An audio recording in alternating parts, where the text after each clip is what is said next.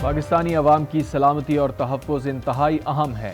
پاک ایران کشیدگی ختم کرنے، دہشت گردی کے خلاف کارروائیاں جاری رکھنے کا اعلان۔ قومی سلامتی کمیٹی کے اجلاس کا اعلامیہ جاری۔ کہا پاکستان کی خود مختاری، سالمیت ناقابل تسخیر اور مقدس ہے۔ اسے مجروح کرنے کی کوشش کا پوری طاقت سے جواب دیا جائے گا۔ ایران ایک ہمسایہ اور برادر مسلم ملک ہے۔ علاقائی امن کے وسیع مفاد میں ایک دوسرے کے سیکیورٹی خدشات کو دور کرنا چاہیے۔ شرکا نے ایرانی جارحیت پر پاک فوج کے رد عمل کو بھی سراہا۔ نگراں وزیر اعظم کی زیر صدارت اہم بیٹھک میں army chief general Asim Munir, chairman joint chiefs of staff committee general Sahil Shamshad Mirza, وفاقی وزراء اور دیگر کی شرکت۔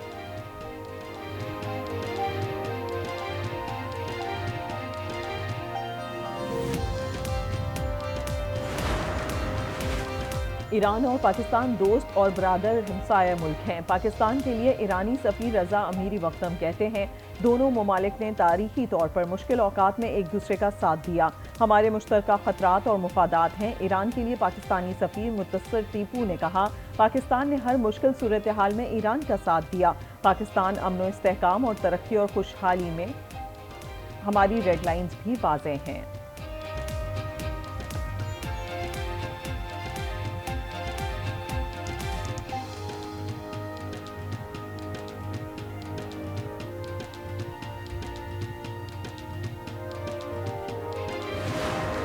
پاکستان کی سلامتی اور خود مختاری کو چیلنج کرنے والے عناصر کو نہ صرف بھرپور جواب دیا ہے بلکہ پوری قوم کا سر فخر سے بلند کر دیا ہے۔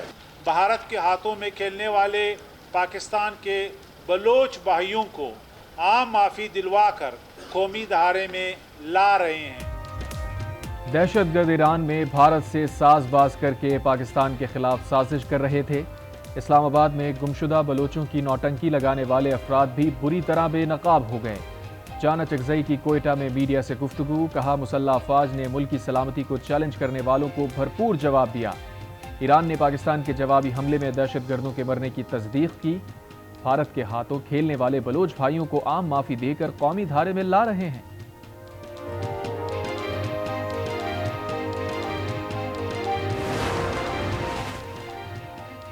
ایران اور پاکستان دوست اور برادر ہمسایہ ممالک ہیں۔ پاکستان کے لیے ایرانی سفیر رضا امیری مقدم کہتے ہیں، دونوں ممالک نے تاریخی طور پر مشکل اوقات میں ایک دوسرے کا ساتھ دیا۔ ہمارے مشترکہ خطرات اور مفادات ہیں۔ ایران کے لیے پاکستانی سفیر متصر ٹیپو نے کہا، پاکستان نے ہر مشکل صورتحال میں ایران کا ساتھ دیا۔ پاکستان امن و استحکام اور ترقی کے فروغ کے لیے پرعزم ہے۔ آپ کسی کا تصور کریں اور اس کی تصویر بن جائیں۔ دبئی میں قائم آئی ٹیک فرم مصور نے سب کچھ ممکن بنا دیا۔ آرٹیفیشل انٹیلیجنس کے ذریعے فنکارانہ تخیلات کو ماسٹر پیس میں تبدیل کیا جا سکتا ہے۔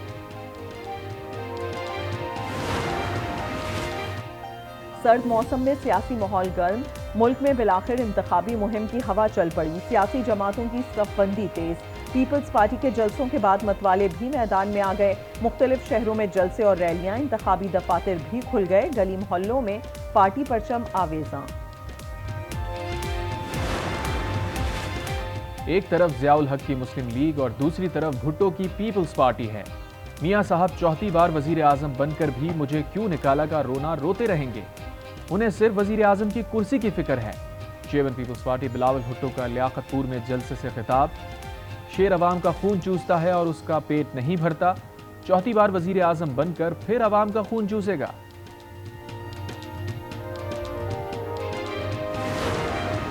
نواز شریف کا مقابلہ کرنے والا آج کوئی نہیں، پی ٹی آئی اپنی مظلومیت کا رونا نہ روئے، خود چوری کی پھر کہتے ہیں سازش کی گئی۔ لیگی رہنما مریم نواز کی پی ٹی آئی پر لفظی گولہ باری، خانیوال میں متوالوں سے خطاب، کہا مہنگائی کا ذمہ دار نواز شریف اور نون لیگ نہیں، اچھا لیڈر وہ ہوتا ہے جو مشکل میں میدان چھوڑ کر نہ بھاگے۔ آج پی ٹی آئی کے لوگ پریس کانفرنس کر کے بھاگ رہے ہیں۔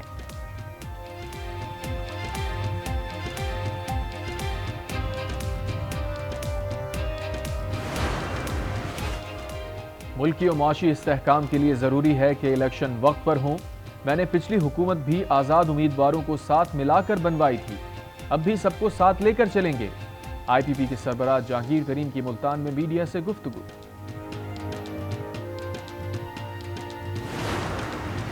ایم کیو ایم پاکستان کا کراچی میں اتوار کو جلسے کا اعلان۔ کنوینر خالد مقبول صدیقی نے کہا شہر قائد کا اصل مینڈیٹ سامنے آ چکا ہے، کراچی اب یہاں کے نمائندوں کو واپس ملنے جا رہا ہے۔ 21 جنوری کو شہر سے جبر کے خاتمے کا اعلان ہوگا۔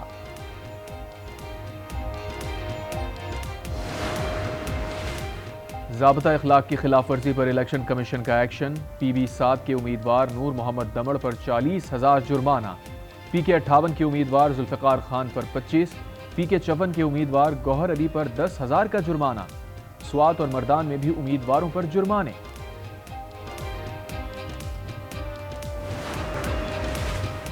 Chairman P C B management committee Zaka Ashraf عہدے سے مستعفی، استعفیٰ نگراں وزیر اعظم کو بھجوا دیا، کہا بے اختیار چیئرمین رہنے کے بجائے مستعفی ہونے کا فیصلہ کیا۔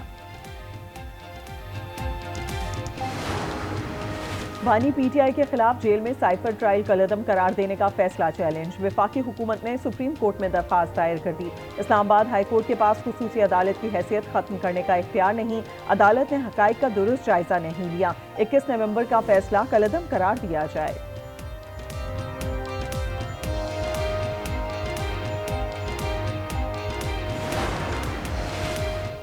بانی پی ٹی آئی اور بشرا بی بی کی عدت میں نکاح کے خلاف کیس کی سماعت۔ اسلام آباد ہائی کورٹ نے گواہوں کے بیانات ریکارڈ کرنے سے روک دیا۔ چیف جسٹس عامر فاروق نے کہا قانون کے مطابق تو نکاح اگر عدت میں ہوا تو وہ بعد میں ریگولرائز ہو جاتا ہے، اگر نکاح باقاعدہ بھی نہیں ہوتا تو اس میں جرم کیا ہے؟ خاور مانیکا کو نوٹس جاری، سماعت 25 جنوری تک ملتوی۔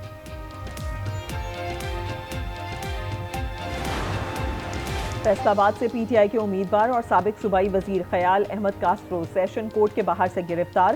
خیال احمد کاسٹرو 9 مئی مقدمات میں ضمانت میں توسیع کے لیے ضلع کچہری آئے تھے۔ پشاور ہائی کورٹ نے پولیس کو شاندانہ گلزار کی گرفتاری سے روک دیا، شاندانہ گلزار کے خلاف مقدمات کی تفصیل طلب۔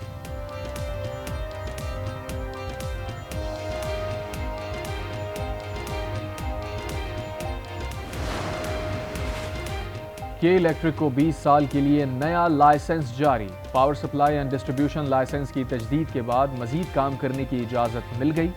عبوری لائسنس کی مدت گزشتہ روز پوری ہو گئی تھی۔ انٹر کے امتحانات میں بچوں کی بڑی تعداد کو فیل کیا گیا، ان کے مستقبل سے کھیلا گیا، نااہل ٹیچرز سے کاپیاں چیک کروائی گئیں۔ امیر جماعت اسلامی کراچی حافظ نعیم الرحمان کا شکوہ۔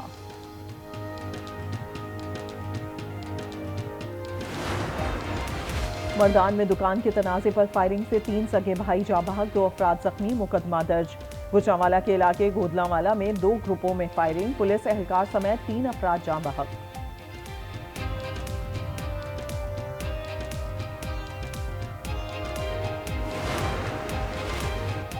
لاہور پولیس کی حراست میں نوجوان کی مبینہ ہلاکت، محلے میں جھگڑے کے بعد پولیس ساتھ لے گئی، تشدد کا نشانہ بنایا، اہل خانہ کا الزام، 26 سالہ عمران 2 بچوں کا باپ تھا۔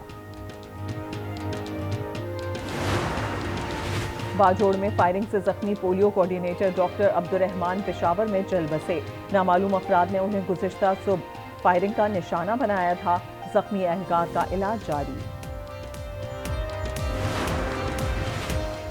مہنگائی بے قابو، مجموعی شرح 44.64% پر پہنچ گئی، ایک ہفتے کے دوران 22 اشیاء مہنگی، پیاز، ٹماٹر، مرغی، انڈے، لہسن، دالیں اور لکڑیاں بھی مہنگی۔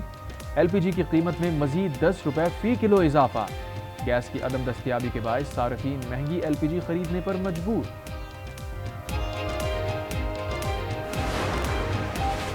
گیس کا ایک اور بڑا ذخیرہ دریافت، ماری پیٹرولیم لمیٹڈ نے غازیچ فارمیشن سندھ میں گیس دریافت کر لی، نئے دریافت سے یومیہ 6.57 million standard cubic feet gas ملے گی۔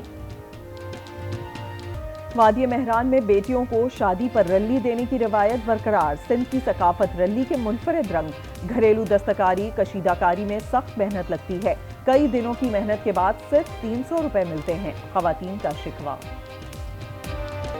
اور غزر میں سہ روزہ آئس فیسٹیول کی رنگا رنگ تقریبات 22 جنوری سے شروع ہوں گی، آئس سکیٹنگ اور آئس ہاکی کے علاوہ کلچر شو بھی ہوگا، سیاحوں کی بڑی تعداد میں شرکت متوقع۔